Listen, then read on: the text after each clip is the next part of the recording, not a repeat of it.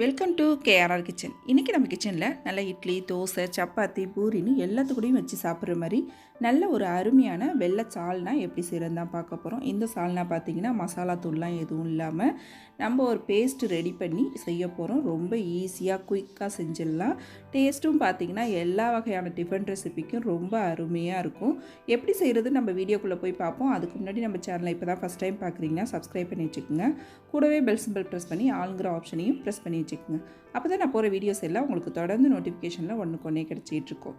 இப்போ வாங்க இந்த வெள்ளை சால்னா எப்படி செய்கிறதுன்னு பார்த்துடலாம்.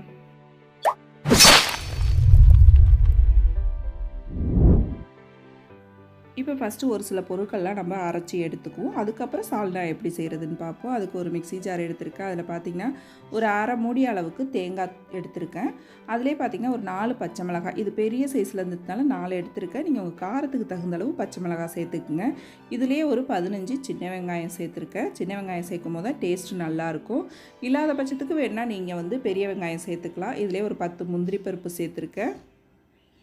இது கூடவே பார்த்திங்கன்னா 1 டீஸ்பூன் அளவுக்கு கசகசா சேர்த்துருக்கேன். ஒரு அரை டீஸ்பூன் அளவுக்கு சோம்பு, அரை டீஸ்பூன் ஜீரகம், அரை டீஸ்பூன் அளவுக்கு மிளகு சேர்த்துருக்கேன். அப்புறம் இது கூடவே பார்த்திங்கன்னா 2 டேபிள் ஸ்பூன் அளவுக்கு பொட்டுக்கடலை சேர்த்துக்கிறேன். நீங்கள் முந்திரி பருப்பு இல்லை அப்படின்னாக்கா நீங்கள் அதுக்கு பதிலாக இன்னும் 2 டேபிள் ஸ்பூன் அளவுக்கு பொட்டுக்கடலை சேர்த்துக்குங்க கூட. அப்புறம் பார்த்திங்கன்னா ஒரு சின்ன துண்டு பட்டை, 2 கிராம்பு, ஒரு ஏலக்காய் சேர்த்துக்குங்க. இப்போ இது எல்லாத்தையும் பார்த்திங்கன்னா ஒரு ஓட்டை ஓட்டிட்டு அதுக்கப்புறம் நம்ம கொஞ்சமாக தண்ணி விட்டு நல்லா நைஸான பேஸ்ட்டாக அரைச்சி எடுத்துக்கணும். அரைச்சிட்டு வந்துட்டோம் பாருங்கள். நல்லா இந்த அளவுக்கு நைஸாக அரைச்சி எடுத்துக்குங்க. இப்போ நம்ம சால்னா எப்படி செய்கிறதுன்னு பார்ப்போம். இப்போ சால்னா நம்ம ஈஸியாக குயிக்காக செய்யணுங்கிறதுக்காக நான் இன்றைக்கி குக்கரில் செய்கிறேன். இதே இது நீங்கள் கடாயில் கூட செஞ்சு கொதிக்க விட்டு இறக்கிக்கலாம். குக்கரில் செய்யும் போது 2 விசில் வச்சோம்னா போதும், தாளித்து விட்டு ரொம்ப சீக்கிரமாக நமக்கு ரெடி ஆகிடும். அதனால் குக்கரில் ஒரு 2 டேபிள் ஸ்பூன் அளவுக்கு எண்ணெய் சேர்த்துருக்கேன். தாளிப்புக்கு பார்த்திங்கன்னா 1/4 டீஸ்பூன் சோம்பு, ஒரு சின்ன துண்டு பட்டை, 2 கிராம்பு, ஒரு ஏலக்காய், கொஞ்சமாக கல்பாசி, ஒரே ஒரு அன்னாசி பூ சேர்த்து நல்லா தாளித்து விட்டுருங்க. இது கூடவே பார்த்திங்கன்னா பிரிஞ்சி இலை இருந்தால் சேர்த்துக்குங்க. நான் சேர்க்க மறந்துட்டேன். இப்போ இது நல்லா பொரிஞ்சு செவந்து வரட்டும். செவந்ததுக்கப்புறம் பார்த்திங்கன்னா ஒரு பெரிய வெங்காயம் கட் பண்ணி வச்சுருக்கேன். அதையும் சேர்த்து வதக்கிக்கிறேன். வெங்காயம் பார்த்திங்கன்னா ஒரு பாதி அளவு வதங்குனுச்சுன்னா போதும், ரொம்ப செவக்க வதக்க வேண்டியில. இப்போ வெங்காயம் வதங்கிட்டு இருக்கும் போதே பார்த்திங்கன்னா இதில் ஒரு 1.5 டீஸ்பூன் அளவுக்கு இஞ்சி பூண்டு பேஸ்ட்டு சேர்த்துக்கிறேன். இது கூடவே ஒரு 10 புதினா இலை சேர்த்துக்கும். சால்னாவுக்கு நல்லாயிருக்கும் வாசனை. 10 புதினா இலை சேர்த்து நல்லா வதக்கிட்டு இது கூடவே 1 டீஸ்பூன் அளவுக்கு இஞ்சி பூண்டு பேஸ்ட்டு சேர்த்துக்கிறேன்.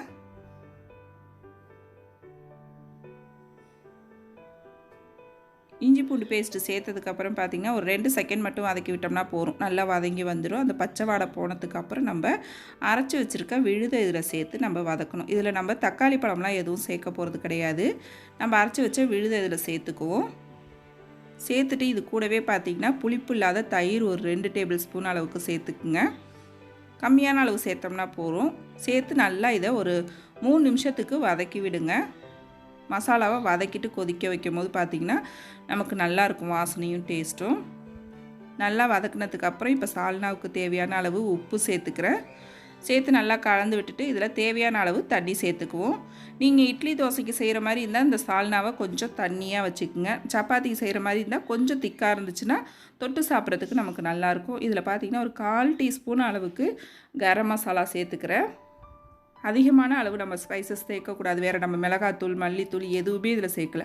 கரம் மசாலா மட்டும் ஒரு 1/4 டீஸ்பூன் சேர்த்துக்குங்க. டேஸ்ட்டு ரொம்ப நல்லாயிருக்கும். இப்போ இதில் தேவையான அளவு தண்ணி சேர்த்து நல்லா கலந்து விட்டுருங்க.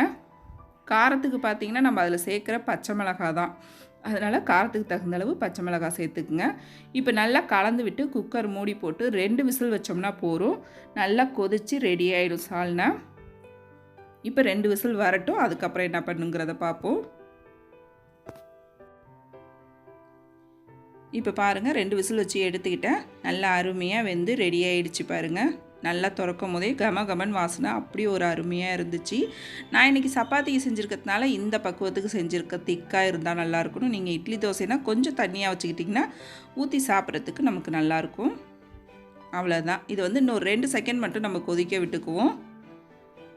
இதில் கடைசியாக பார்த்திங்கன்னா ஃப்ரெஷ்ஷாக கொஞ்சமாக கொத்தமல்லி தழை தூவி கலந்து விட்டு ஒரு 2 செகண்ட் கொதிக்க வச்சு இறக்கணும்னா நம்மளோட வெள்ளை சால்னா ரொம்ப அருமையாக சூப்பராக ரெடி ஆகிடுங்க. டேஸ்ட்டு ரொம்ப நல்லாயிருக்கும். அதிகமான அளவு மசாலாலாம் இல்லாமல் ரொம்ப அருமையாக சூப்பராக இருக்கும். நீங்களும் இந்த ரெசிபியை ட்ரை பண்ணி பாருங்கள்.